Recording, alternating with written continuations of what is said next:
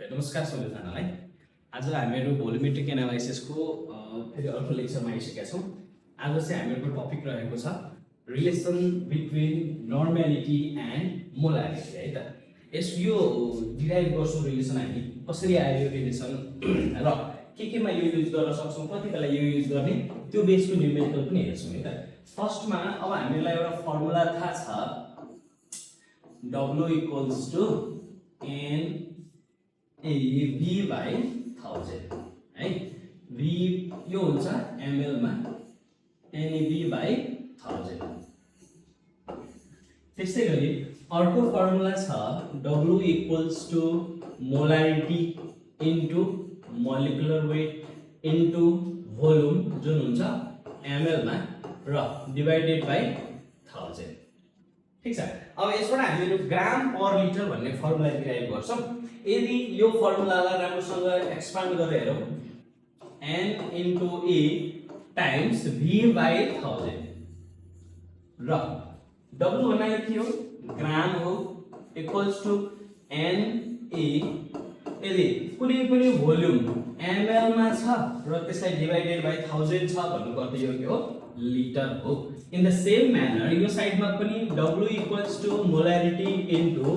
Molecular weight into volume in ml divided by 1000 भन्नुको अर्थ यो के हो, वेट हामीले केमा नाप्ने गर्छौँ, ग्राममा नाप्ने गर्छौँ, molarity into molecular weight into यो पनि भयो लिटर। अब यो लिटरलाई हामीले यता लिएर आउँदाखेरि इक्वल्स टु भन्दा अर्को साइडमा लिएर आउँदाखेरि त्यो बेलामा हुने गर्छ G by L equals to normality into equivalent weight. एउटा यो फर्मुला डिराइभ भयो। सिमिलरली यो हामीले लिटरलाई पनि ग्रामको साइडमा लिएर जाँदा gram by litre equals to molarity into molecular weight. ठीक छ। फेरि अर्को फर्मुला डिराइभ भयो, और यो हेर्नु और राख्दिउँ। त्यसपछि अब हामीले दुईटा फर्मुलालाई यसलाई मानौँ हामी इक्वेसन 1 मानौँ, यसलाई मानौँ इक्वेसन 2 मानौँ। ठीक छ। From 1 and 2 we get gram per liter equals to gram per liter। र अब यसलाई हामी के गर्छौँ, एउटा साइडमा नर्मालिटी बेसमा एक्सपान्ड गर्छौँ र अर्को साइडमा चाहिँ मोलारिटी बेसमा एक्सपान्ड गर्छौँ। Normality into equivalent weight equals to molarity into molecular weight. र अब normality into equivalent weight equals to molarity into molecular weight भनेको के हो, इक्विभ्यालेन्ट वेट इन्टु भ्यालेन्सी हो। Equivalent weight into valency, molarity भनेको, अब इक्विभ्यालेन्ट वेट र equivalent weight cancel गरौँ, नर्मालिटी इक्वल्स टु आयो मोलारिटी टाइम्स भ्यालेन्सी। र यसमा चाहिँ हामीले यो भोल्युमेट्रिक एनालाइसिसमा चाहिँ हामीले भ्यालेन्सी भन्नाले के बुझ्नु पर्यो भने एसिडिटी और बेसिसिटी।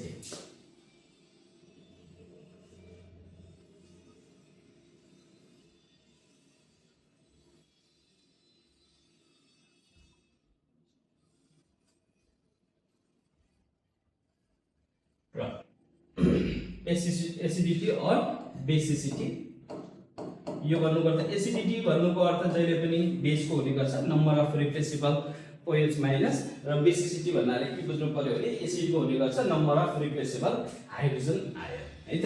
र अब हामीहरूको फर्मुला भयो, डिराइभ भयो, नर्मालिटी इक्वल्स टु के हुने रहेछ, मोलारिटी टाइम्स भ्यालेन्सी। र अब यो बेसको न्युमेरिकल हेर्छौँ जुन चाहिँ हो मेटल एसिड बेसकै फर्ममा छ। र सेम हामीले अगाडि गएको न्युमेरिकल जस्तै जुन रहेको छ, एउटा छ मेटल, अर्को छ हामीहरुसँग यहाँनिर एसिड छ, अर्को छ बेस। ठीक छ। र यसको सोलुसनमा हेर्छौँ हामीहरु, solution metal equals to weight, weight छ 4 ग्राम र यसको भ्यालेन्सी कति दिएको छ, मेटलको भ्यालेन्सी दिएको छ, डाइभ्यालेन्ट भनेको छ 2 भइहाल्यो। त्यसपछि अर्को छ एसिड, एसिड छ H2SO4 को हामीलाई डेटा गिवन छ 100 cc of 2 molar H2SO4 र अब हामीलाई यहाँ दिएको छ normality factor equals to 1.01 similarly base वाला क्वान्टिटी छ हामीहरुसँग NaOH बेस चाहिँ र यसको केसमा अब यहाँ फर्मुला हामीलाई गिवन छ सरी यो क्वान्टिटी गिवन छ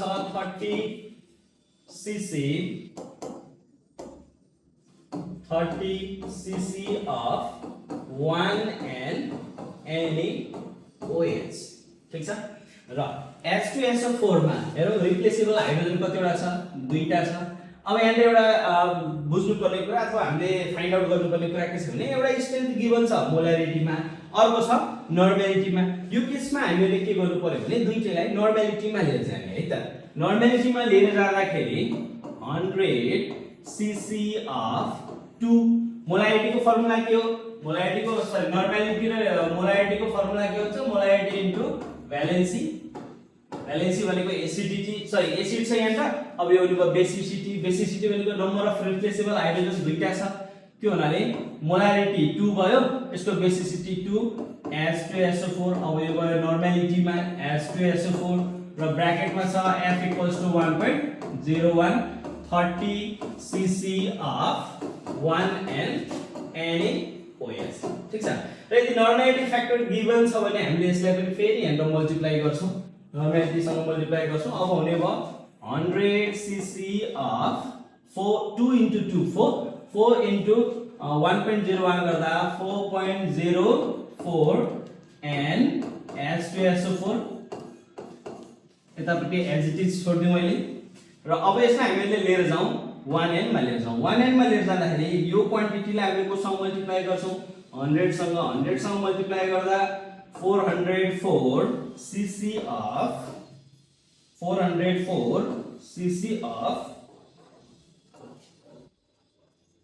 1n H2SO4 अब दुईटै सब्स्टान्स केमा गयो एसिड पनि गयो 1n मा त्यसै गरी हामीहरुको NaOH पनि गयो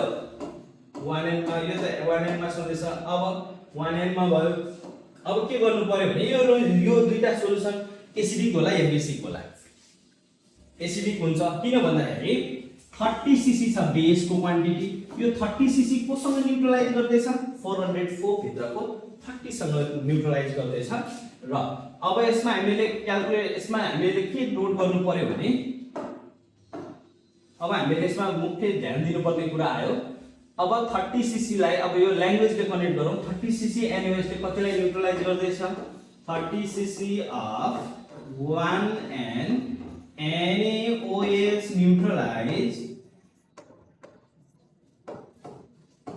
neutralize 30 cc out of 4 cc of 1N H2SO4 र अब हामीले के गर्छौं भने एसिड कन्ज्युम कति भयो त्यो फाइन्ड आउट गर्छौं एसिड कन्ज्युम इक्वल्स टु छ 30 cc एसिड लेफ्ट ओभर कति हो त acid left over equals to 404 minus 30 equals to 374 cc of 1N H2SO4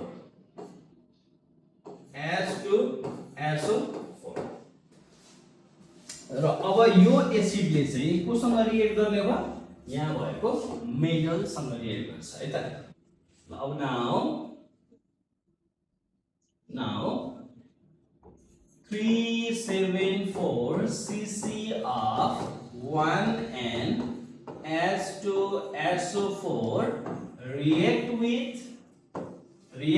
कति ग्राम मेटल हो यहाँले त 4 ग्राम लेख्नु पर्ने थियो यो 4 ग्राम मेटल सँग रिएक्ट गर्छ 4 ग्राम metal W equals to I of 4 normality N equals to 1 volume V equals to 374 अब इक्विभ्यालेन्ट वेट पत्ता लगाऊ मेटलको equivalent weight E equals to what formula के हामीको W equals to NAV by 1000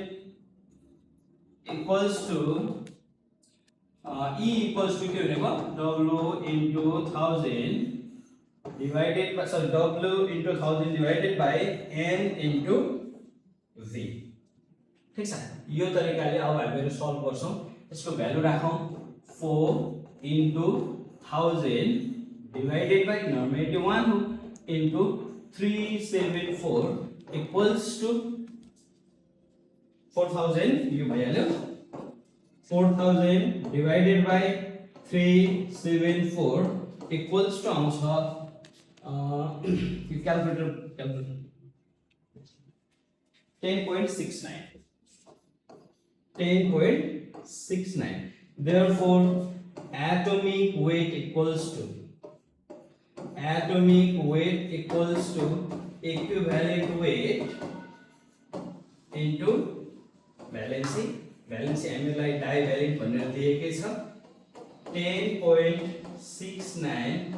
into 2 equals to अब यो पनि calculate गरौँ 10.69 into 2 equals to 21.38 AMU atomic mass unit र यो पछाडी अर्को एउटा एक्जाम्पल छ सेम टाइपको न्यूमेरिकल जसमा हामीहरुलाई मेटल गिवन छ क्वान्टिटी भ्यालेन्सी गिवन छ त्यस्तै गरी H2SO4 गिवन छ अर्को छ 1N NaOH गिवन छ है त solution metal acid base metal acid base a metal को वेट गिवन छ 1 ग्राम valency equals to 2 acid को क्वांटिटी गिवन छ 25 ml of 2N H2SO4 bracket में F equals to 1.01 त्यस पछाडी बेस वाला टर्मलाई अलिकति साइडमा लेखौं बेस वाला टर्मलाई साइडमा लेखौं हामी यता बेस को क्वान्टिटी कति गिवन छ 15.1 ml of 1N र NaOH सब्स्टान्स हो यो सोलुसन बनाउँ F equals to 0.8 ठीक छ यो भएपछि अब हामीले यसलाई पनि 1N मा लिएर जाउँ फर्स्टमा चाहिँ यो रिजल्टिङ मिक्सचर अथवा यो रिजल्टिङ नर्मालिटी छ यो रिजल्टिङ नर्मालिटी हामीले क्याल्कुलेट गर्नलाई के गर्छौं यो F सँग 2 लाई मल्टिप्लाई गर्दिन्छौं त्यसपछि हुन्छ 25 ml of 2.02 N H2SO4 र फेरि यो क्वान्टिटीलाई हामीले यहाँनिर लगाएर मल्टिप्लाई गर्दिन्छौं र यसमा पनि यो 1N मा नै छ यसलाई यहाँनिर लगाएर multiply गर्दिन्छौं दुईटैलाई 15.1 into 0.8 ml of 1N NaOH र अब यो दुईटालाई म क्याल्कुलेट गर्दैछु यो क्याल्कुलेट गर्दाखेरि हुने गर्छ 50.5 ml of 1N H2SO4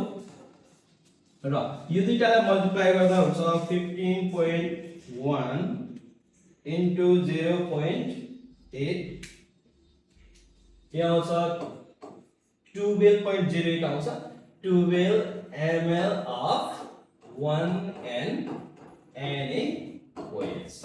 र अब हामीले यसलाई कसले कतिलाई ब्यालेन्स गर्छ हेरौँ दुईटै 1N मा गएको छ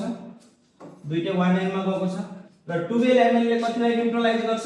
50.5 भित्रको 12 ml लाई न्यूट्रलाइज गर्छ है 12 ml of 1N NaOH neutralize 12 ml out of 50.5 ml of 1N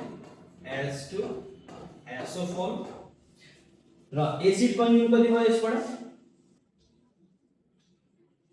acid consume कति भयो 12 कन्ज्युम भयो acid consume equals to 12 ml. त्यसबाट acid left over 50.5 minus 12 equals to 50.5 minus 12 equals to also your 38.5 ml of 1 and H2SO4 बाँकी अब यो एसिडले कसरी neutralise गर्छ metal जुन दिएको छ 1 gram now 38.5 ml of 1 and H2SO4 neutralize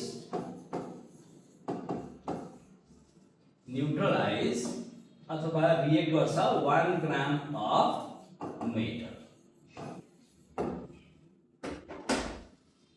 र W equals to